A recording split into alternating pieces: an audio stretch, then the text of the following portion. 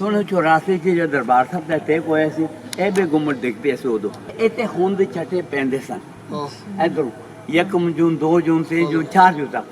ਜਦ ਮੈਂ ਪਹਿਲੇ ਦਿਨ ਹੈਰਾਨ ਹੋ ਗਿਆ ਕੀ ਹੋਇਆ ਫਿਰ ਨਾਲ ਦੇ ਸਾਥੀ ਗਿਆ ਨਿਰਵੇਲ ਸਿੰਘ ਉਹਨੂੰ ਕਿਹਾ ਕਹਿੰਦੇ ਖੂਨ ਦੇ ਛੱਟੇ ਨੇ ਉਹ 4 ਦਿਨ ਲਗਾਤਾਰ ਇਹਨਾਂ ਅੱਖਾਂ ਨਾਲ ਵੇਖੇ ਇਹਨਾਂ ਅੱਖਾਂ ਨਾਲ ਸਾਫ਼ ਕੀਤੇ 4 ਜੂਨ ਤੱਕ ਖਾਲਸਾ ਵਾਹਿਗੁਰੂ ਬਖੇ ਗੁਰੂ ਨਾਨਕ ਮਹਾਰਾਜ ਬਖਸ਼ਿਸ਼ ਕਰੇ ਇੱਥੇ ਜਿਹੜੇ ਮਾਨਸਾਂ ਕੋਲ ਕਬਜ਼ਾ ਸੀ ਉਹ ਥੋੜਾ ਜਿਹਾ ਬੋਰੇ ਪਾਸੇ ਗਏ ਸਨ ਤੇ ਲੋਕਾਂ ਨੂੰ ਤੰਗ ਕਰਦੇ ਸਨ ਇੱਕ ਪਹਿਲੀ ਵਾਰੀ ਜਦ ਆਏ ਸੀ ਰਾਤ ਨੂੰ ਉਹਦੇ ਨਾਲ ਇੱਕ ਬੇਟੀ ਵੀ ਸੀ ਤੇ ਉਹ ਆ ਕੇ ਤੇ ਹਨੇਰਾ ਸੀ ਤੇ ਉਹ ਜੱਜ ਸਾਹਮਣੇ ਉੱਥੇ ਗੁੰਡੇ ਬੈਠੇ ਸਨ ਤੇ ਉਹਨਾਂ ਨੇ ਕਿਹਾ ਕਿ ਦੀਵਾ ਬੱਤੀ ਤਾਂ ਦੇ ਦਿਓ ਕਿ ਵੇਖੀਏ ਫਿਰ ਉਹਨੇ ਕੁੜੀ ਨੂੰ ਭੇਜ ਦੇ ਕੁੜੀ ਨੂੰ ਭੇਜ ਕੇ ਪੂਰਾ ਰਾਤ ਰੱਖਿਆ ਉਹਨਾਂ ਨੇ ਜੱਜ ਰੋਏ ਗੁਰੂ ਨਾਨਕ ਸੇ ਤੇਰੇ ਡਰਤੇ ਹੈ ਸਾਨੂੰ ਆਪ ਕੁਝ ਵਾਪਰਿਆ ਉਹਨਾਂ ਨੇ ਕਿਹਾ ਅਗਰ ਤੁਸੀਂ ਗੜਬੜ ਕਰੋਗੇ ਤੁਹਾਨੂੰ ਗੋਲੀ ਮਰਵਾ ਦੇਣਾ ਲੜਕੀ ਤੁਹਾਨੂੰ ਸਵੇਰੇ ਸਟੇਸ਼ਨ ਤੇ ਮਿਲੇਗੀ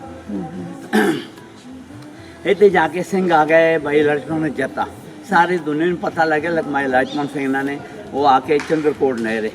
ਉੱਥੇ ਜਦੋਂ ਪੂਰਾ ਪਤਾ ਲੱਗਿਆ ਫਿਰ ਅਰਦਾਸ ਕਰਕੇ ਆਏ ਨੇ 200 ਬੰਦੇ ਲਗਭਗ ਉਹਨਾਂ ਨੇ ਇੱਥੇ ਆ ਕੇ ਸਵੇਰੇ 5 ਵਜੇ ਪਹੁੰਚ ਗਏ ਤੇ ਇਹਨਾਂ ਦੀ ਤਿਆਰੀ ਪੂਰੀ ਕੀਤੀ ਸੀ ਕਿਉਂ ਸਿੱਧੀ ਚੱਲਦਾ ਸੀ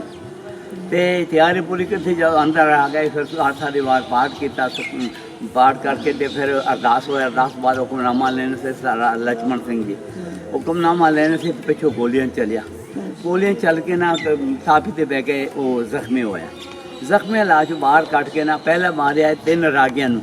ਜਿਹੜੇ ਮਹਿਨ ਤੇ ਬਹਿੰਦੇ ਨੇ ਤੇ ਰਾਗੀਆਂ ਨੂੰ ਮਾਰਿਆ ਸ਼ਹੀਦ ਕੀਤਾ ਫਿਰ ਅੰਦਰ ਗਏ ਇੱਥੋਂ ਗੋਲੀਆਂ ਨਿਸ਼ਾਨ ਸ਼ਾਇਦ ਤੁਸੀਂ ਨਹੀਂ ਵੇਖੇ ਹੋਏਗੀ ਹੁਣ ਦਿਖਾਉਂਗਾ ਤੇ ਉਹ ਵੇਖੇ ਨਾ ਤੇ ਉਹ ਸ਼ਹੀਦ ਮਨ ਜ਼ਖਮੀ ਕੀਤਾ ਜ਼ਖਮੀ ਇਲਾਜ ਬਾਹਰ ਕੱਢ ਕੇ ਪੁੱਟਾ ਟੰਗੇ ਦਰਖਤ ਪੁੱਟਾਂ ਟੰਗ ਕੇ ਤੇਲ ਤੋਂ ਪਾ ਕੇ ਜ਼ਿੰਦਾ ਜਲਾਇਆ ਜਿਹੜੇ 200 ਬੰਦੇ ਆਏ ਸੀ ਬੜੀ ਬਦਰਦੀ ਨਾਲ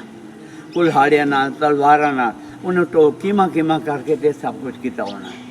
ਜਦੋਂ ਫਿਰ ਇੰਨਾ ਕੁਝ ਹੋਇਆ ਫਿਰ ਸਾਰੀ ਦੁਨੀਆ ਨੂੰ ਪਤਾ ਲੱਗਿਆ ਫਿਰ ਸਾਡਾ ਚੰਬਰ ਸਿੰਘ ਆ ਗਿਆ ਉਹ ਸਾਡਾ ਲੀਡਰ ਸੀ ਤੇ ਗਵਰਨਰ ਨੂੰ ਕਿਹਾ ਤੂੰ ਇੰਨਾ ਨੁਕਸਾਨ ਕੀਤਾ ਤੂੰ ਚਾਬੀਆਂ ਦੇ ਦੇ ਮੈਂ ਥੋੜਾ ਜਿਹਾ ਗੱਲ ਸੰਖੇਪ ਵਿੱਚ ਚਲਾ ਜਾਵਾਂ ਉਹਨੇ ਚਾਬੀਆਂ ਨੂੰ ਕਹਾ ਚਾਬੀ ਨਹੀਂ ਸੀ ਦੇਣੀ ਕਹਿੰਦੇ ਤੂੰ ਚਾਬੀ ਨਹੀਂ 200 ਬੰਦੇ ਤੂੰ ਸ਼ਹੀਦ ਕੀਤਾ ਤੇ ਹੁਣ 2200 ਬੰਦਾ ਆ ਰਿਹਾ ਹੈ ਤੇ ਖੈਰ ਉਹਨੂੰ ਤਾਕਤ ਵੱਧ ਗਿਆ ਚੰਬਰ ਸਿੰਘ ਨੇ ਚਾਬੀਆਂ ਦਿੱਤੀ ਚਾਬੀਆਂ ਦੇ ਕੇ 21 ਫਰਵਰੀ ਨੂੰ ਸ਼ਹੀਦੀ ਜਿਹੜੀ ਹੋਈ ਸੀ ਉਹਨਾਂ ਉਹ ਤੋਂ ਬਾਅਦ ਫਿਰ ਸਿੰਘ ਆ ਗਏ ਆ ਕੇ ਲਾਸ਼ਾਂ ਇਕੱਠੇ ਕਰ ਬੜੀ ਬਦਰਦੀ ਨਾਲ ਟੋਟੇ ਟੋੜ ਕਰਕੇ ਤੇ ਜ਼ਾਹ ਪਾ ਕੇ ਤੇ ਉਹਨਾਂ ਨੇ ਬਦੌਲਤ ਅਸੀਂ ਬੈਠੇ ਹਾਂ ਤੇ ਜ਼ਾਹ ਪਾ ਕੇ ਤੇ ਫਿਰ ਉਹਨੇ ਜਾ ਕੇ ਇਕੱਠੇ ਕੀਤੇ 22-23 ਨੂੰ ਜਿਹੜੇ ਸਾਰੇ ਇਕੱਠੇ ਕਰਕੇ ਫਿਰ ਸੰਸਕਾਰ ਕੀਤਾ ਸੰਸਕਾਰ ਕਰਕੇ ਨੇ ਪੂਰੀ ਦੁਨੀਆ ਨੂੰ ਪਤਾ ਲੱਗਿਆ ਇਹ ਇਕੱਲੇ ਗੁਰਦੁਆਰਾ ਨਹੀਂ ਸੀ 200 ਗੁਰਦੁਆਰਾ ਸੀ ਮੰਨਤਾਂ ਕੋਲ ਸਾਰੇ ਪੂਰੇ ਆਜ਼ਾਦ ਹੋਏ ਇੱਥੋਂ ਜੜ ਪੁੱਟੀ ਗਈ ਸਾਰੇ ਪੂਰੇ ਆਜ਼ਾਦ ਹੋਏ ਫਿਰ 23 ਤਾਰੀਖ ਨੂੰ ਉਹਨਾਂ ਦੇ ਜਿਹਨਾਂ ਤੇ ਆਖਰੀ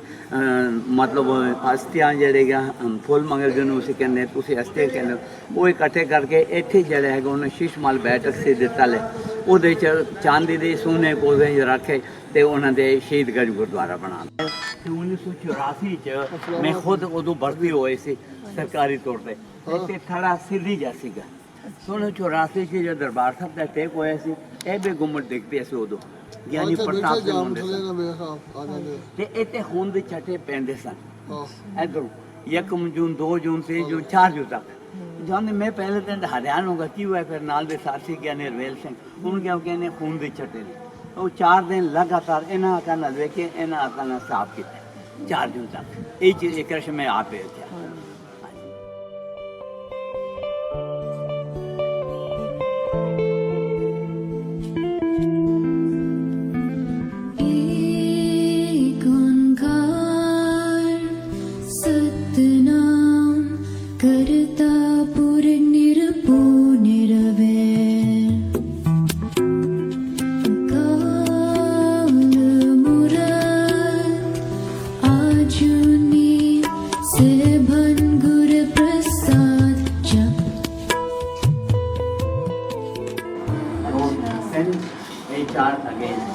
उसे बैठे थे लक्ष्मण सिंह तो गोलियां चले फिर गोलियां बरूद की गोलियां सन पूरे निशान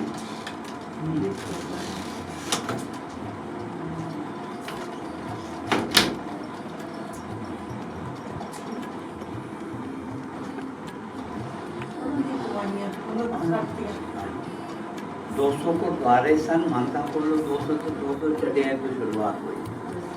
वाहिगुरु रहमत